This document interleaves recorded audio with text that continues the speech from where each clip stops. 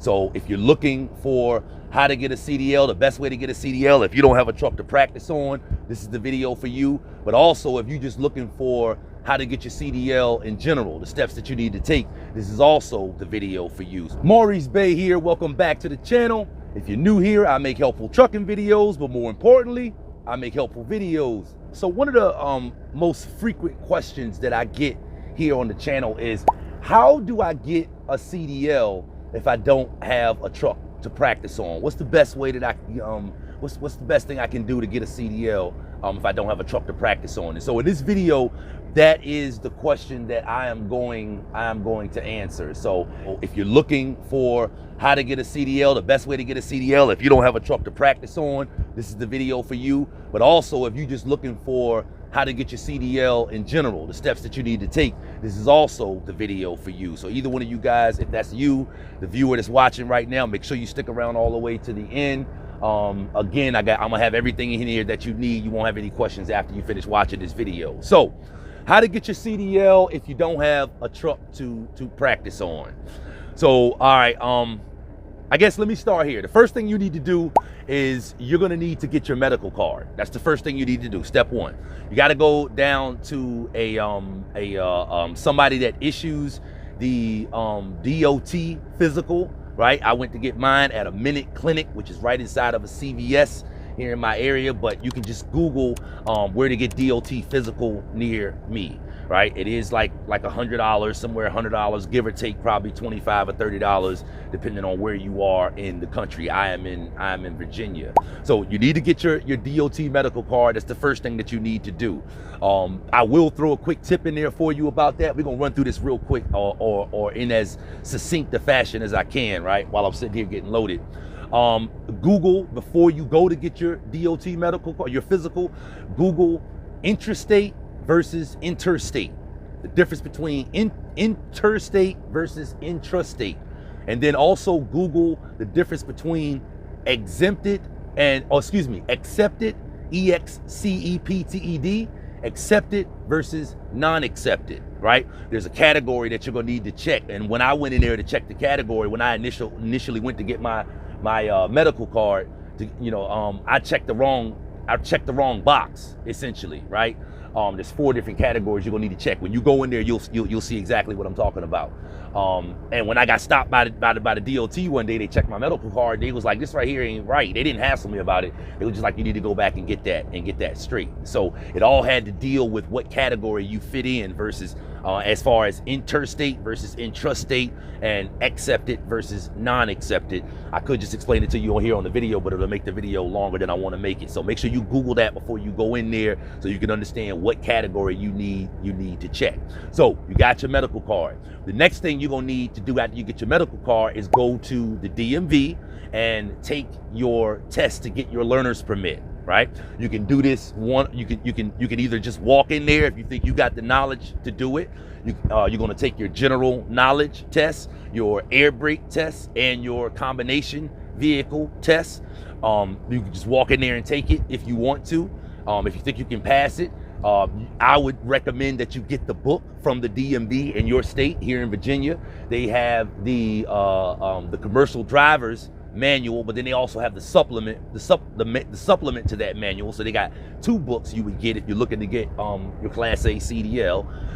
Study the book. The books tell you what section you need to study in order to be able to get your Class A or Class B or whatever commercial license you're trying to get, school bus, whatever you're trying to get. It tells you what sections in the book you need to study in order to be able to pass that test. So if you're looking to get your Class A, you're gonna need to study the general knowledge test, the combination vehicle, and the air brake test. And you're gonna need to pass those 3 sections of the test to get your learner's permit, right? So you got your medical card now, you got your learner's permit now. Remember, I'm answering the question, the best way to get your CDL if you don't have a truck to practice on, right? Because again, I have gotten that question several times. So the next thing you're gonna do after you pass your test at the DMV is schedule your appointment to do your driving test. Now, I believe, I went to school, but I believe, again, you're asking the question, I'm answering the question how to get it if you don't have a truck to practice on. I'm assuming you're not going to school, right? You need a certain amount of hours behind the wheel. I believe, right? You need a certain amount of hours behind the wheel in between getting your learner's permit and getting your actual CDL, going to take your road test, right?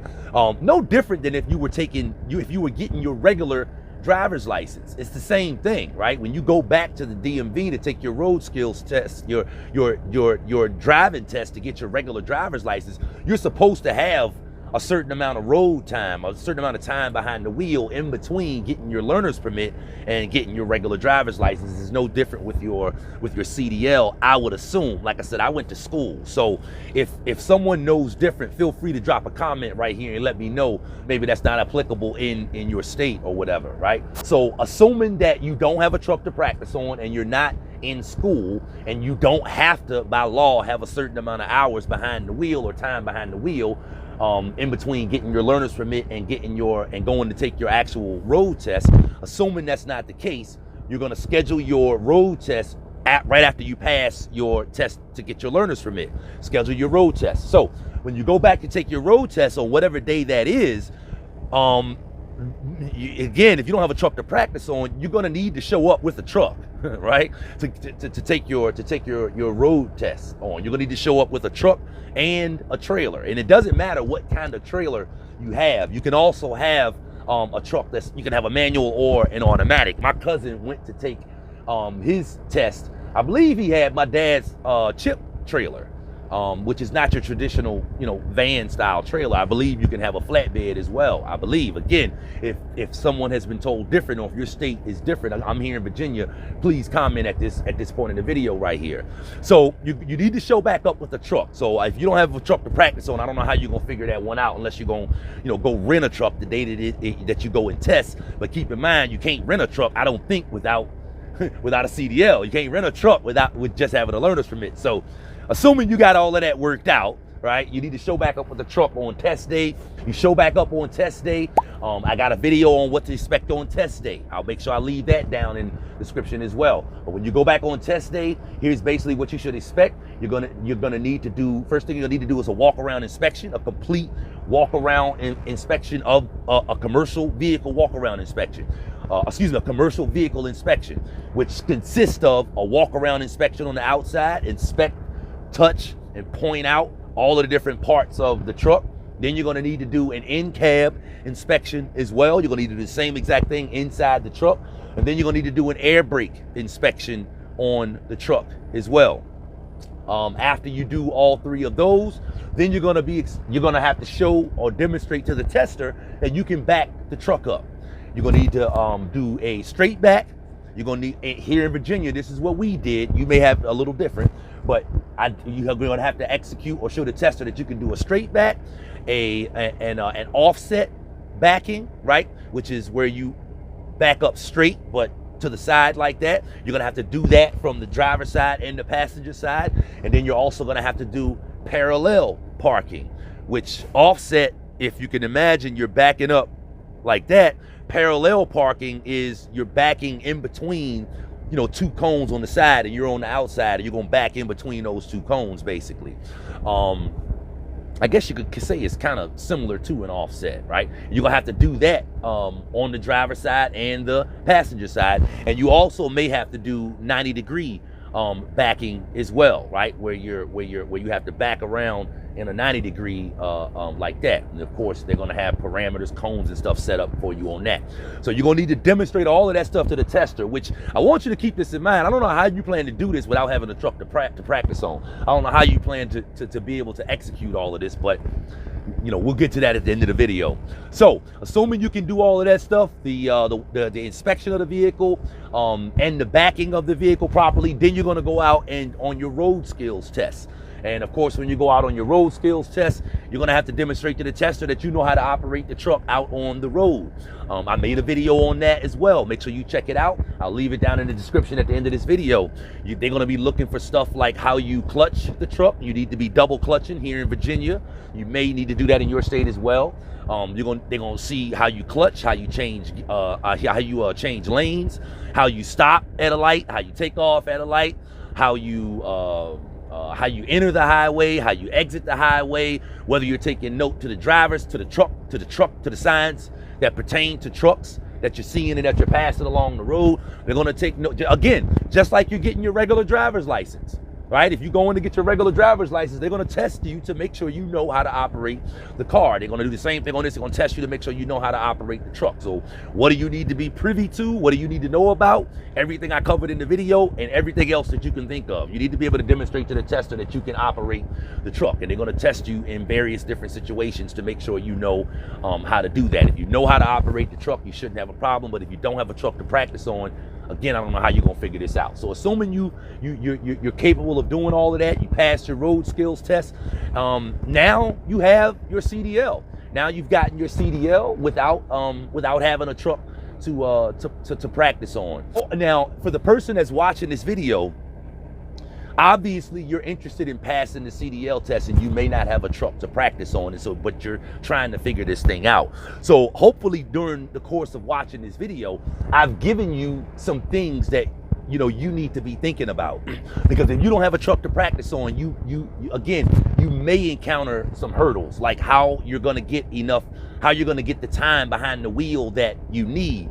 Again, I went to trucking school, so I'm not sure how the DMV knows how much time you have behind the wheel and how many hours you've had behind the wheel. I'm not sure how the DMV gets that information. I'm sure it's easy for them to get it if you go through a school, but if you're not going through a school, I'm not sure how they would get that, how you would get, whether you would have to log that or something. I'm not sure how that would work. But you need to be thinking about that if you don't have a truck to practice on. And also, again, you also need to be thinking about what you're going to test on, because you're going to need to show up with the truck that day to test on. The DMV does not, at least not here in Virginia, they don't issue trucks. They don't issue trucks for people that are testing to come and test on. So I don't know how you're gonna figure all of that stuff out, but hopefully throughout the course of watching this video, now I've given you the stuff that you need to be thinking about, because those are the hurdles that you're probably going to be encountering. And although I'm specific to Virginia, I'm talking about specific to Virginia, I would assume, some states you have to go to driving school to get a CDL. But if I'm sure, just like Virginia, there's probably a lot of states where it's not mandatory for you to go to driving school. So this is applicable. What I'm saying is this is what I'm going over to this video is probably going to be applicable no matter what state you're in that permits you to get your CDL without going to school. Don't matter what state you're in. This is probably gonna apply to you, the things that you need to be thinking about in regards to getting your CDL if you don't have a truck to test on. So that's pretty much all I got for you. I hope you got value from this video. If you got questions, just like always, feel free to leave them down in the comments. If I can help you out, I most certainly will. This is Maurice Bay. Make sure you give me a like. It definitely helps the video. It helps other people see the video as well, because it shows YouTube that people got value from this video. So make sure if you get value from this video, you click the like button, let YouTube know that, so other people that's looking for the same information, this video will show up on their timeline, and you'll be helping your boy's channel as well. See you in the next video. Maurice Bay, the Helpful Trucker here. For more helpful CDL tips, go here, or consider subscribing to my YouTube channel right here. You could have been anywhere else in the world, but instead you chose to be here with me, and I really appreciate that.